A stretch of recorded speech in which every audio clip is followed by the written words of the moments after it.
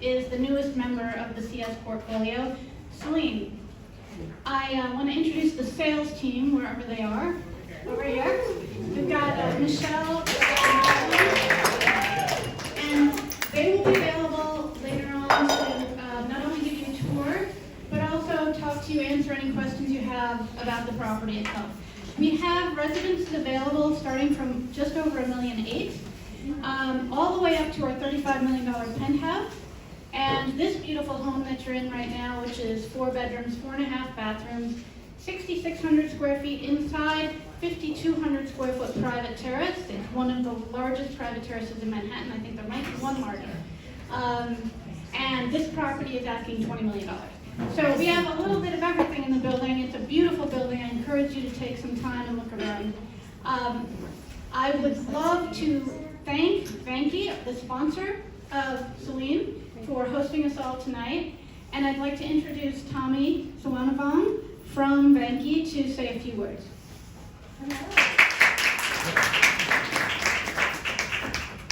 Generally, thanks for joining us this evening at Selene.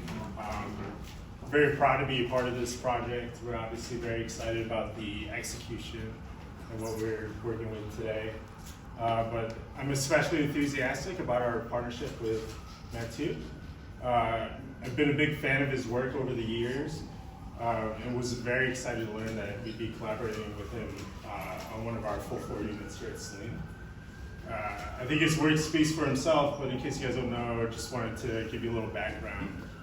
He's he's a world-renowned designer that's recognized for his talent working across the spectrum between art, design, and technology. He was recently named Designer of the Year by Maison Objet. Did I say that right?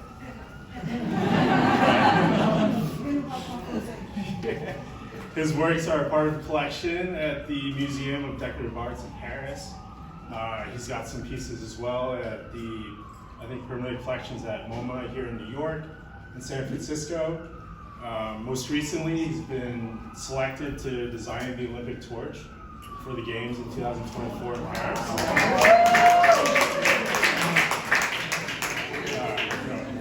There's certainly plenty more accolades I can list out for Mathieu, but Trisha gave me 1 minute, so we'll keep this moving. Time's up. Yeah, exactly. After his presentation, we are inviting small groups at a time to tour the unit with Mathieu. So I think coordinate with Michelle and Jad and who wants to go up and see the full floor residence at 58. That's it. Wait a minute, Tommy. Oh boy. Yeah. You say Mathieu. Try to say my name. Mathieu. My wife told me there's no H. Mathieu Lehanneur. Parfait.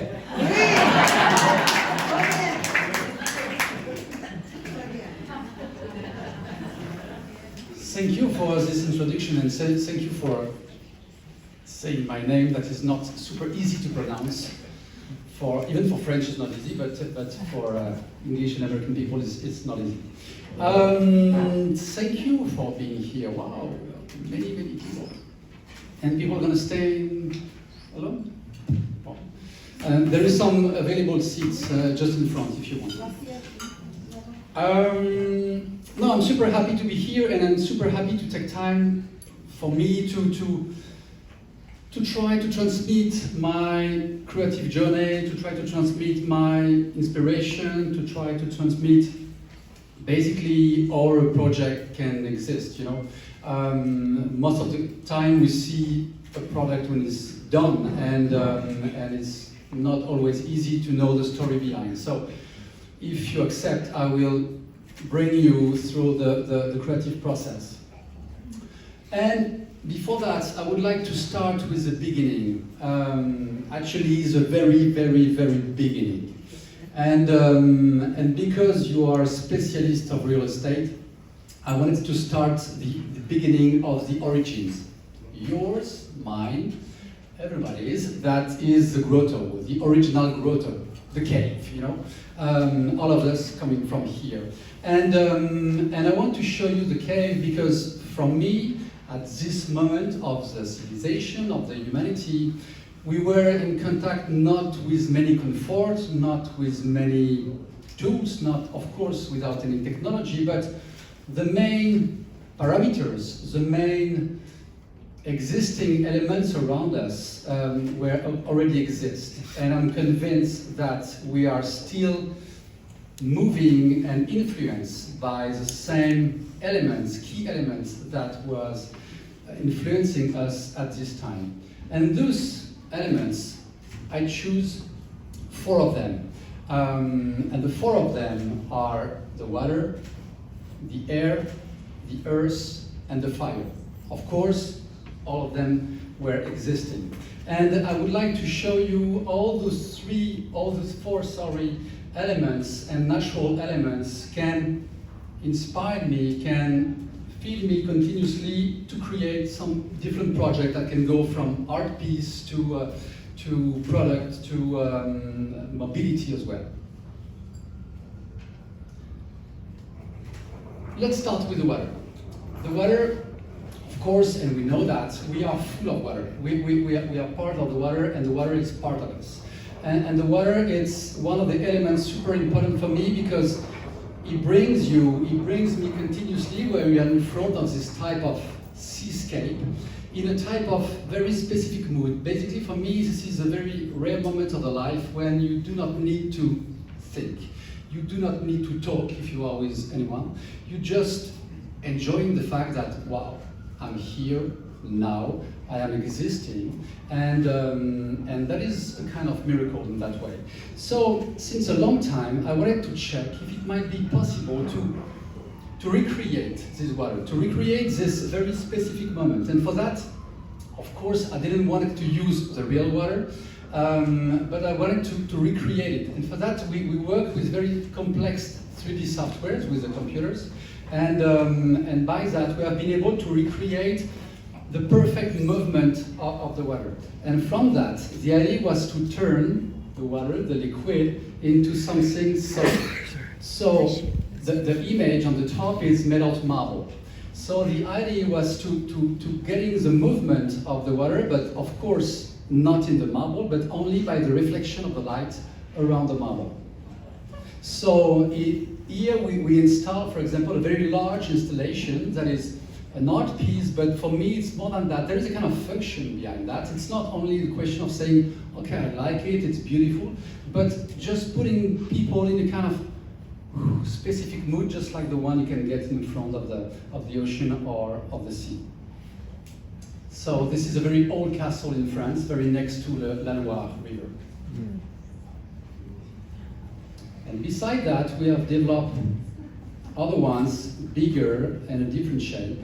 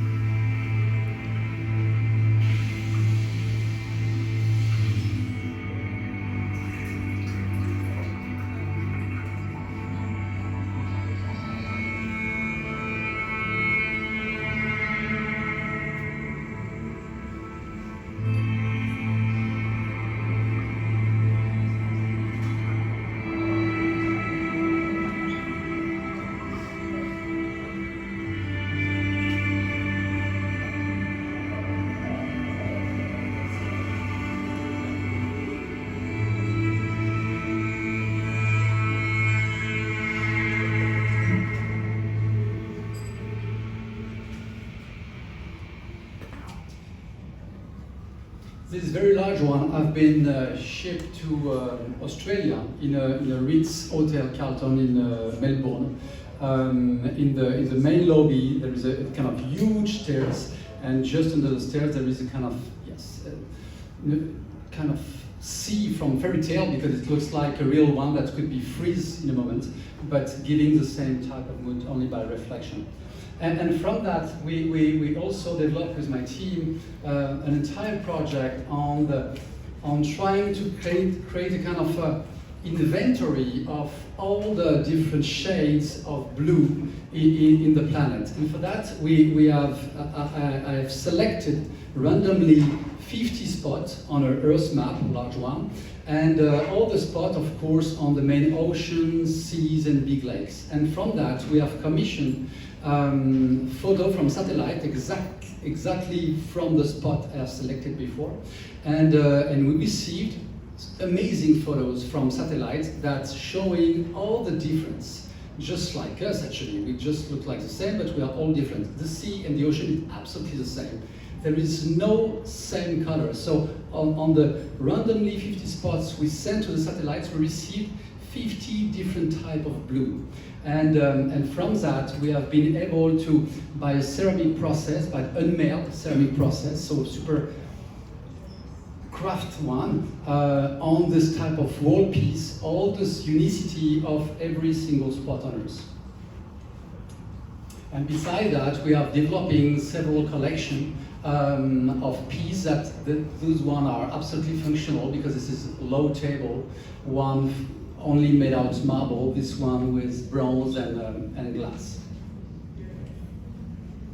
Of course, water could be also a super amazing playground, and we love in our brand working continuously with art piece, but also with type of transportation project. This is a project that we haven't complete yet, but this is a project of a tender boat that we call Day, and that work with a hydrogen engine, and that is basically a kind of boat that would just enjoying that if you would get the perfect balcony, you know, on the ocean or on the sea. So including the very last sustainable technology, and to reduce all the conception of the engine, and to offer you a great experience.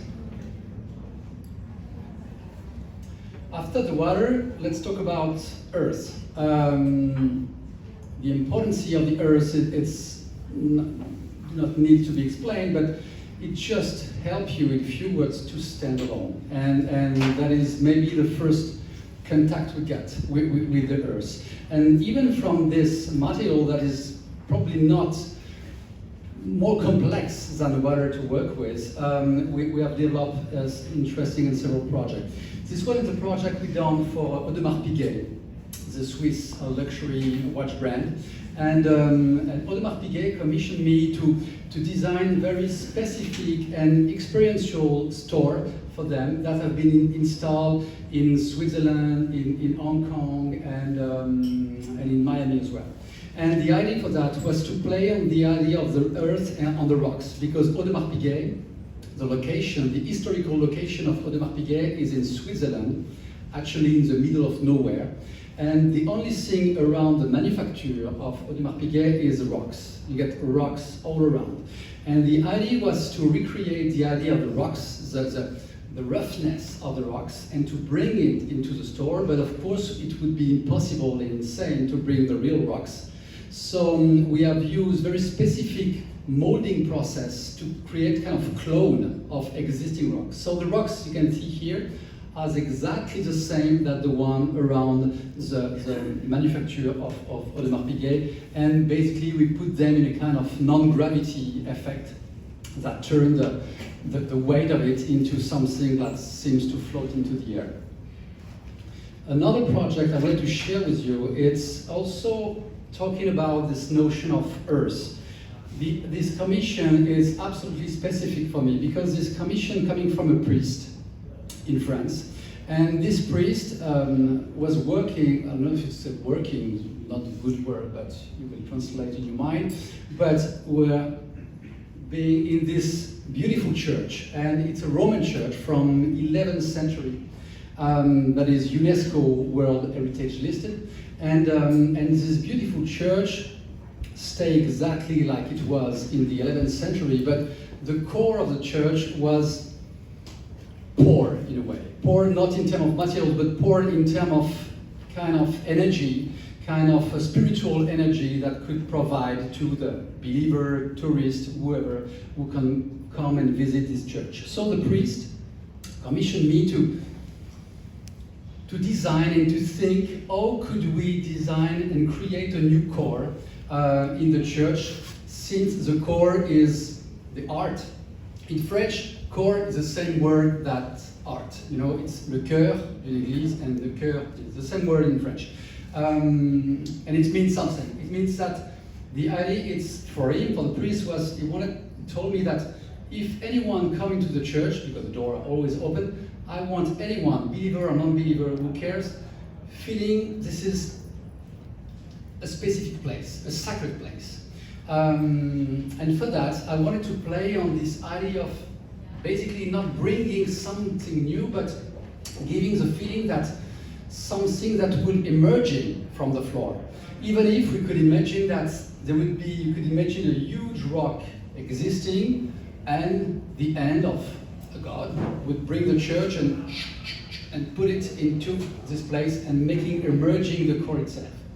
And it turned to become these elements fully made out marble, white marble, only made out thin stratas of marble that creates this kind of, yes, natural landscape, but of course getting some steps, because the priests in France are a bit old, and we need to include all the functionality of it, but giving the feeling of not something actually built by humans, but something built by nature.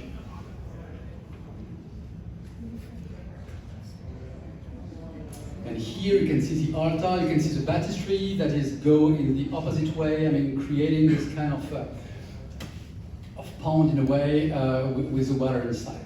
And the idea was to make the perfect connection with existing in Roman architecture that is, as you may suppose, strictly symmetrical, and bringing something that, of course, appears totally differently, but aesthetically, conceptually, is absolutely blended with the existing.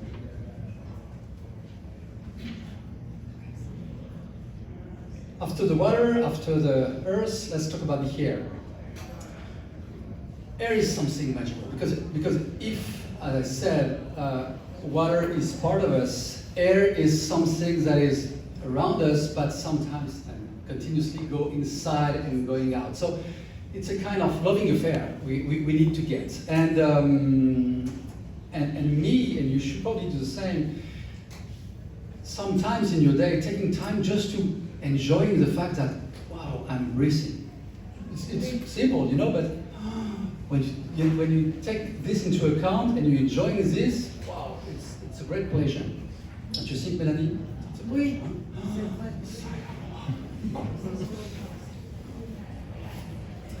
And here, this is a thing that I use for another project, super important for me, and specifically thanks to the client.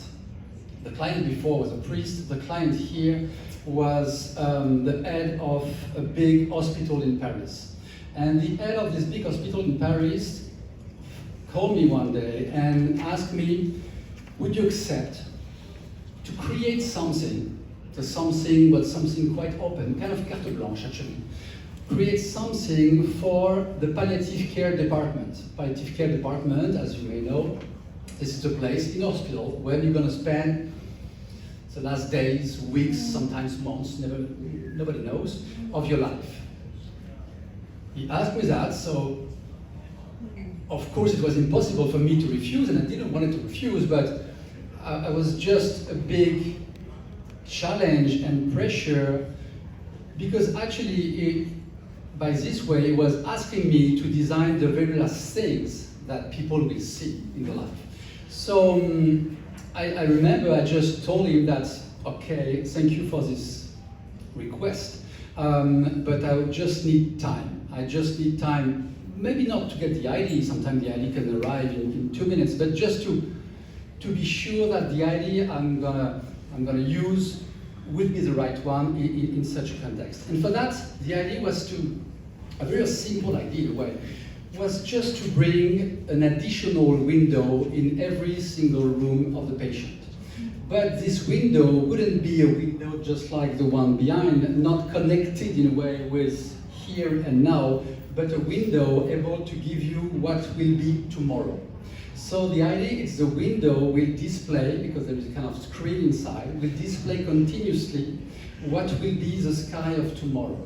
So even if you won't be able to see the real sky, because you passed, you always get this kind of step beyond, just to know what tomorrow will look like. And more than that, I wanted to add the possibility for every single patient to choose his or her sky. So according to where they come from, according to where their relatives would live, to decide, I would like to be connected with New York, I would like to be connected with Marseille, south of France, I would like to be connected with Bamako because my daughter lives in Bamako, I would like to be connected with Melbourne because my grandfather comes from Melbourne, and blah, blah, blah. And the project took this kind of shape of what we would call a kind of a circular window, just like the one. Here we are in the patient room, so we get this type of piece on the wall, not just in front of the bed, just one of the wall, and that will display continuously what will be the sky of tomorrow. So sometimes you can see a cloud slowly moving, sometimes it's more like grayish like this, sometimes it's pristine blue. It really depends, and it's just like nothing else to offer, just time passing, and more than that, being connected with the sky of the sky you want. And it was a super great experience actually, because I remember two things. The first one is when we installed it into the room, the staff of the hospital and of the palliative care department told me that the relationship between the patient and the relatives have been improved. Improved because, as we may imagine, it's probably super tough to open a door to see your father, your mother, your uncle, your son sometimes. What can I talk about? What can I talk about with someone without a potential tomorrow? Because we never think about that, but we're continuously talking about the future. We're going to talk about the next weekend, the next holidays, when I will be retired. We're always talking about the future. So when you are in front of the people, someone without a potential future, it's super tough. And by this simple thing, in a way, people were just starting the conversation, but just like any people like us would talk about, have you seen Bamako, the sky is blue, and this is, okay, you go back to the normal life. So it was for that and for the staff a super useful device. And I do remember the second thing, that a story that have been told by the staff. Basically, every patient can decide which sky, as explained, so the nurse will arrive with a kind of iPad and select the city chosen by the patient. And there is a woman, who decide every single day to change location. So she said, I would like to be connected with Washington. And the day after, I would like to be connected with Los Angeles, and with Tokyo, and with Hong Kong. And the staff one day said, no worries, we can change when you want, madam. But why do you change location every day? And she explained that because, you know, my son is a pilot, and by this way I can know before him, she was thinking she would know before her son, what will be the sky of the place where you're gonna land. So by this way I can text him and say, oh, take care of my son because it's rainy today.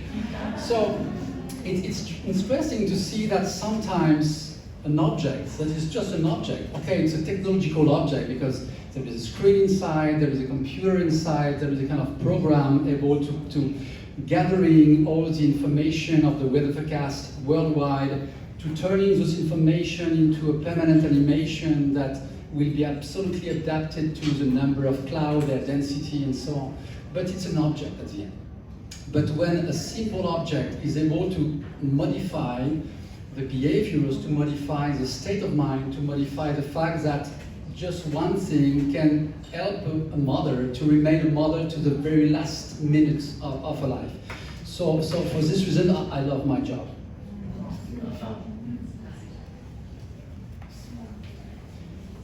the idea of air could be also done with design piece.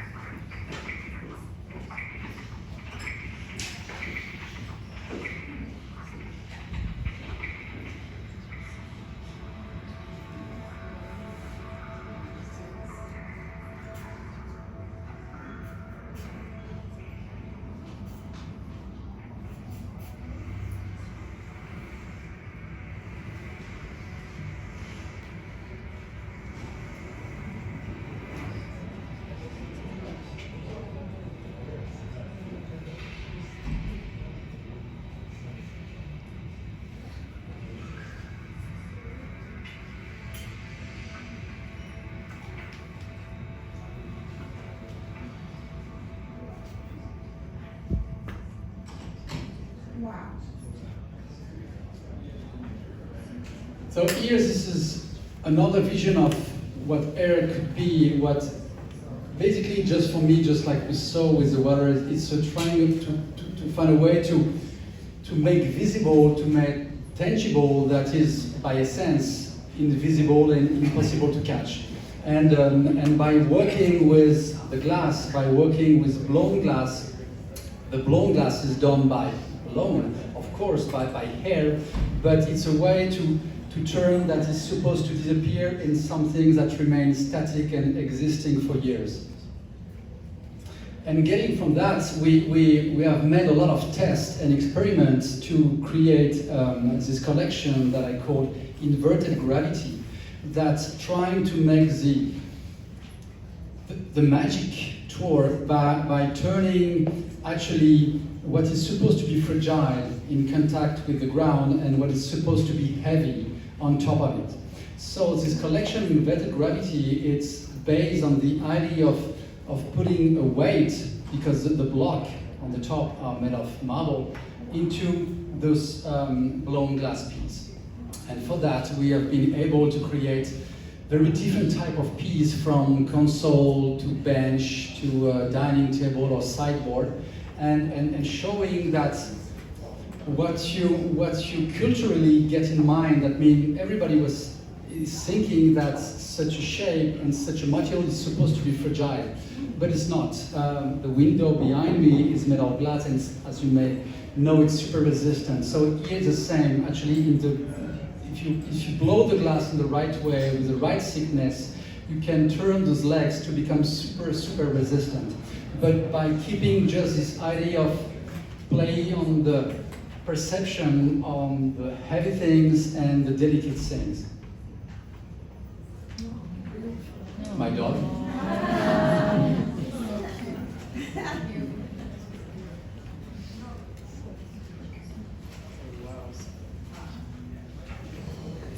The last one is the fire.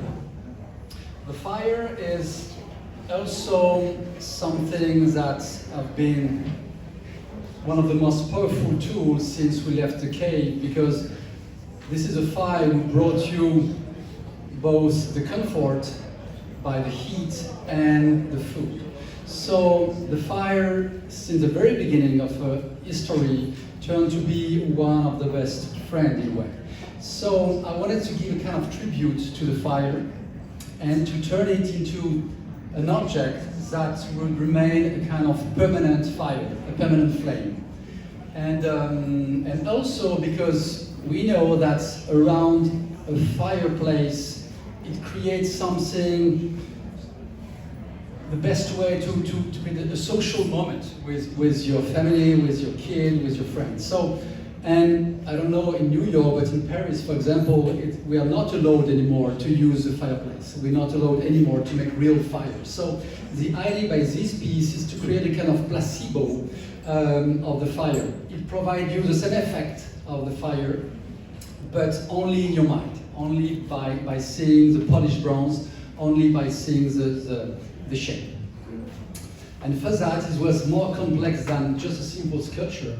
We have been able to recreate a program that basically it's moving just like a real fire. So by this way, we have been able to create a digital fire and to freeze it one moment and to turn it into an art piece.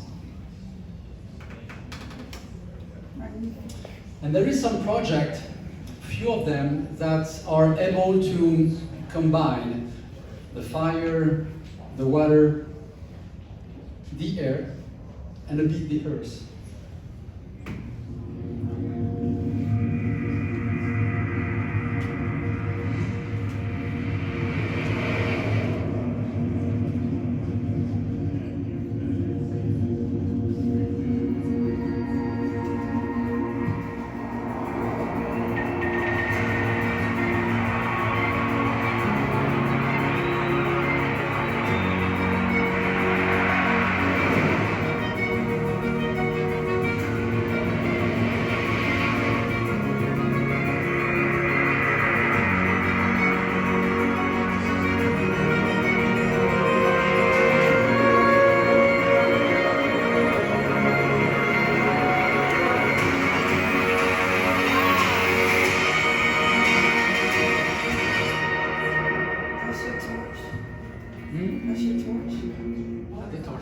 That is amazing.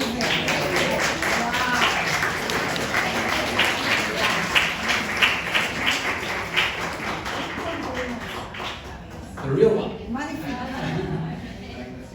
Wow. Actually, the main ideas of this torch was to combine three main pillars or three main ideas for me. The first one was to embody in this torch one of the most important value for the Olympic Committee, that is equality. They wanted to express the idea of equality, and for that my idea was to turn this abstract and philosophical notion of equality into a perfect symmetry into the torch.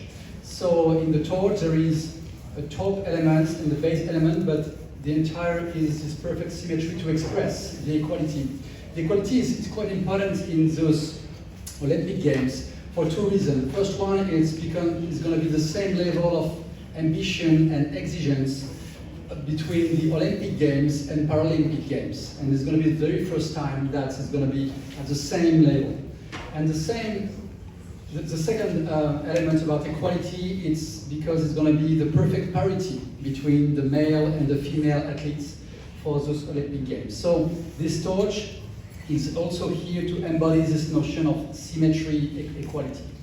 The second one is to play on this idea of the water, as you can see on the bottom part, by this kind of repose relief on here. And this idea for me was to give a kind of tribute or reminder of the river that goes through Paris, La Seine.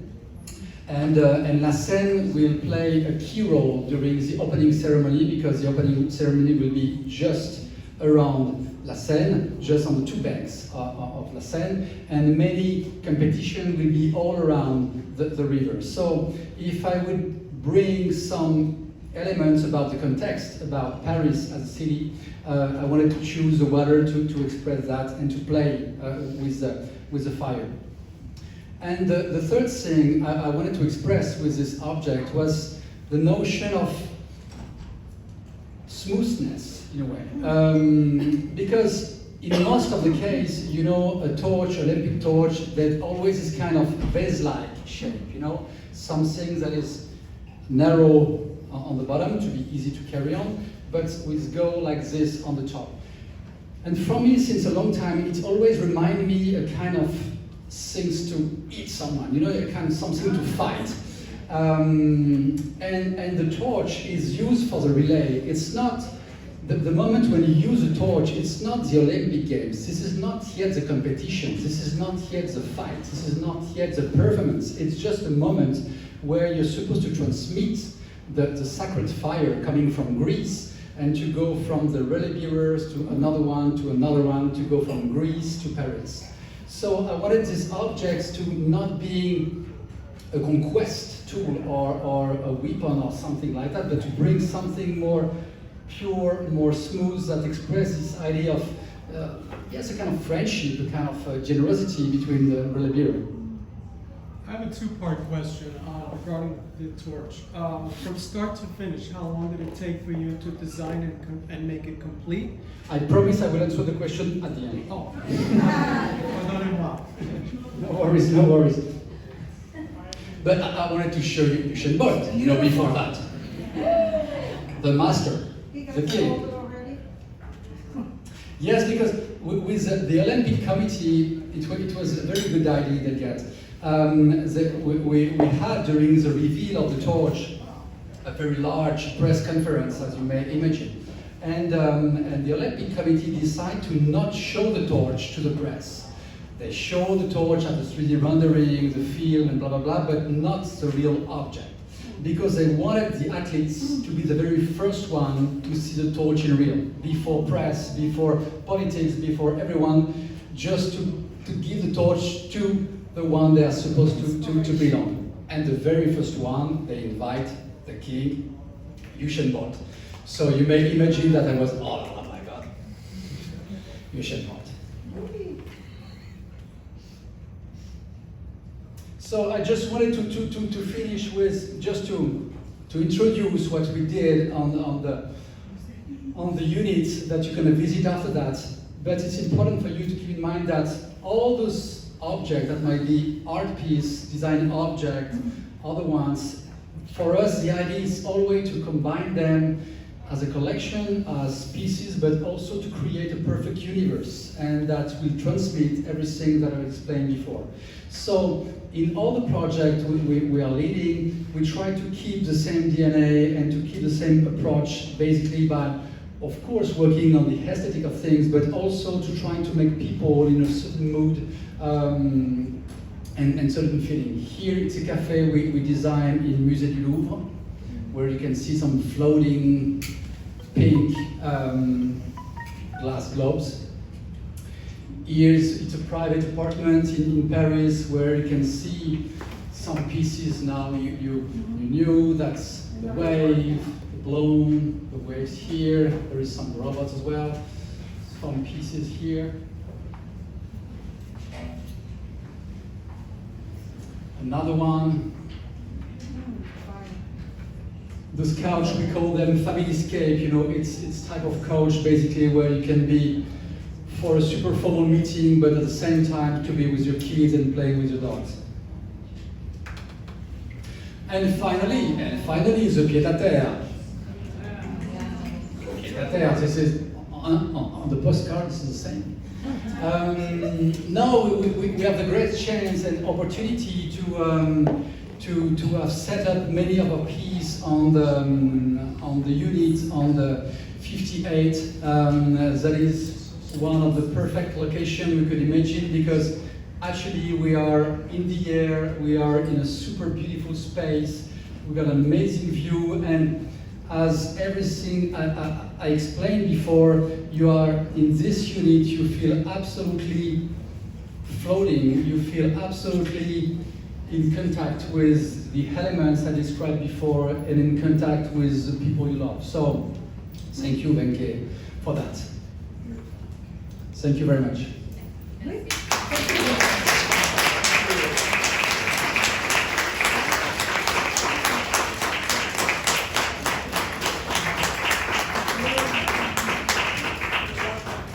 Remind me your question.